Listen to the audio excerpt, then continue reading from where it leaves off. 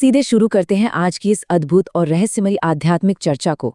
ओम के उस पवित्र ब्रह्मांडीय नाद से लेकर कैलाश के सर्वोच्च लोकों तक की यह यात्रा, सच मानिए यह सिर्फ एक कथा नहीं है, यह परम मुक्ति का एक बेहद विस्तृत और सटीक मार्ग है।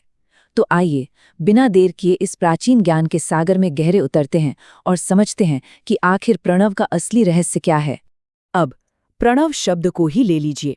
इसका अर्थ ही इसके महान उद्देश्य को पूरी तरह से खोलकर रख देता है। प्र यानी ये प्रकृति से बना हमारा संसार रूपी महासागर, और नव का मतलब है नौका या नाव। सरल शब्दों में कहें तो ये वो पारलौकिक नाव है जो माया के इस तूफानी और अशांत समुद्र से हमें पार ले जाती है। इसमें किसी भी सच्चे साधक के लिए कोई भ्रम या धोखा नहीं है। ये एक ऐसा अटल सत्य है जो संसार सागर से सीधे मुक्ति की ओर ले जाता है। हम अक्सर ओम का उच्चारण करते हैं, है ना? लेकिन ये ओंकार या प्रणव सिर्फ एक अक्षर नहीं है। ये अ, उ और म के मिलन से बना है। अ स्वयं भगवान शिव हैं, उ आदि शक्ति का प्रतीक है और म इन दोनों की शाश्वत, कभी न टूटने वाली एकता को दर्शाता है। ये पवित्र ध्वनि कोई साधारण आवाज नहीं है, बल्कि एक ऐसा स्पंदन है जो योगी के सीधे हृदय में शिव तत्व को जागृत कर देता है और एकदम नया दिव्य परमात्मा ज्ञान प्रदान करता है। यहाँ एक बहुत ही दिलचस्प बात है। प्रणव के वास्तव में दो मुख्य रूप होते हैं, स्थूल और सूक्ष्म। जो नमः शिवाय पंचाक्षर मंत्र है वो स्थूल प्रणव है। ये किसी भी साधना की सबसे मजबूत नींव है। लेकिन जब हम सूक्ष्म प्रणव यानी सिर्फ ओम की बात करते हैं तो यह उन जीवन मुक्त आत्माओं के लिए परम सार बन जाता है जो सांसारिक बंधनों से पूरी तरह परे जा चुके हैं और साक्षात ब्रह्म स्वरूप शिव में विलीन होना चाहते हैं। 36 करोड़! जी हाँ, ये संख्या सुनकर कोई भी हैरान रह सकता है। ये उस असीम और अटूट समर्पण को दर्शाता है जिसकी जरूरत एक पूर्ण रूप से सिद्ध योगी बनने के लिए होती है।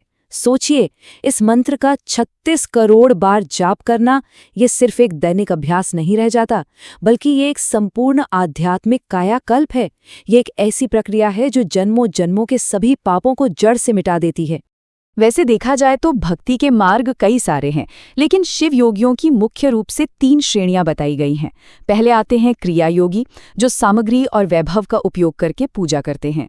दूसरे हैं तप योगी, जो अपनी इंद्रियों को पूरी तरह वश में रखते हैं और भोजन को बहुत सीमित कर देते हैं। लेकिन इन सब में जो सबसे विशिष्ट और गहरा मार्ग है वो है जप योगी का। एकदम शांत हृदय और निरंतर पवित्र उच्चारण के जरिए जप योगी परम शुद्धता और अंतिम शांति को प्राप्त कर लेता है।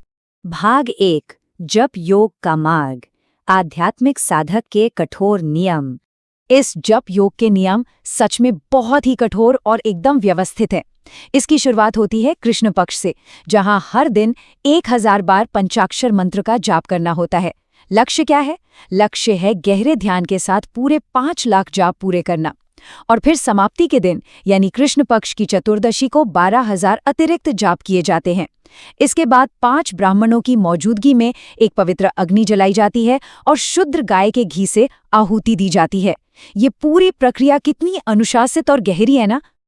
अब इन 5 लाख जापों के दौरान सिर्फ मंत्र बोलना ही काफी नहीं है। मन की आंखों से जो दृश्य देखा जाता है वो बहुत ही ज्यादा मायने रखता है। साधक को ये कल्पना करनी होती है कि भगवान शिव एक खिले हुए सुंदर कमल पर बड़ी ही शालीनता से विराजमान है।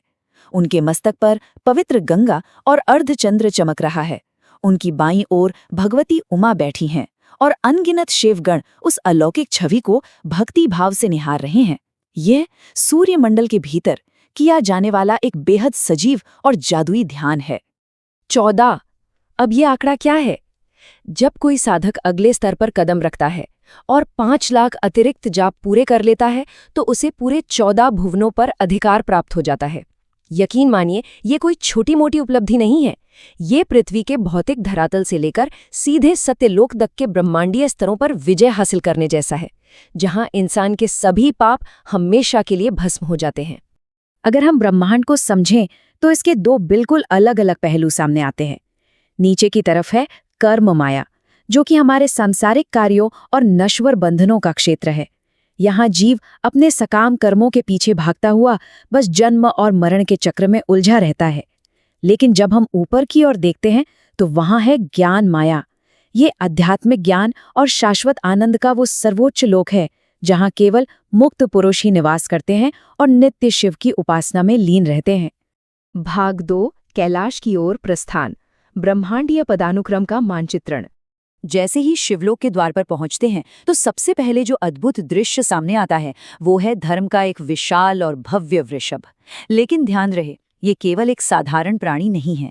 इसके 4 पैर साक्षात सत्य, शौच, अहिंसा और दया हैं। इसके सींग उस दैवीय क्षमा का प्रतीक हैं। इसके कान परम शांति का, और इसकी ध्वनि स्वयं वेदों का पवित्र नाद है। ये प्रतीकवाद सच में रोंगटे खड़े कर देने वाला और बहुत ही ज्यादा गहरा है। अब जरा ब्रह्मांड की इस विशालता की कल्पना कीजिए। यह ब्रह्मांड कोई सपाट जगह नहीं है। इस भव्य ऊर्ध्वाधर यात्रा की शुरुआत होती है ब्रह्मा के 14 लोकों से। ठीक उसके ऊपर विष्णु के 14 लोक आते हैं।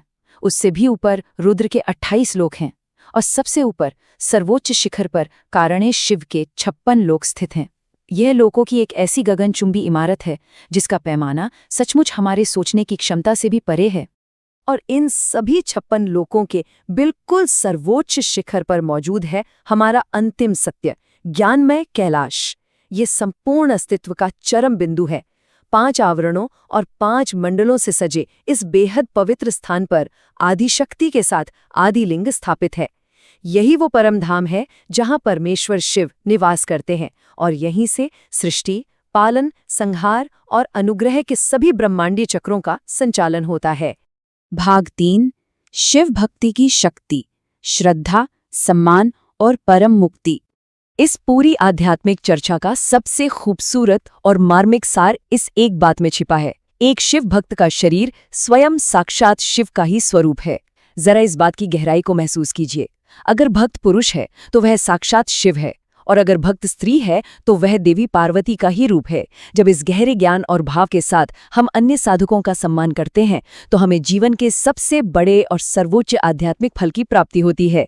समर्पण का ये अंतिम चरण सच में बहुत ही निस्वार्थ और पवित्र है। अपनी कठोर उपासना पूरी करने के बाद साधक को सच्चे शिव भक्तों और उनकी पत्नियों को आमंत्रित करना होता है। जब अपार आदर और एकदम निष्कपट भक्ति के साथ उन्हें भोजन कराया जाता है तो जानते हैं इसका परिणाम क्या होता है। धरती पर जन्म और मरण का ये जो अंतहीन चक्र है वो हमेशा हमेशा के लिए टूट जाता है। यही असली मुक्ति है।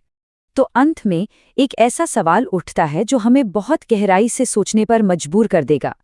क्या ये सर्वोच्च आध्यात्मिक यात्रा सचमुच ब्रह्मांड के उन 56 बाहरी लोकों को एक एक करके पार करने के बारे में है, या फिर ये बस अपने ही भीतर मुड़कर उस शाश्वत शिव तत्व को पहचानने के बारे में है जो ओम की ध्वनि के साथ पहले से ही हमारे हृदय में लगातार स्पंदित हो रहा है? इस विचार पर गौर जरूर कीजिएगा और ज्ञान की इस लौ को हमेशा जलते रहने दीजिए।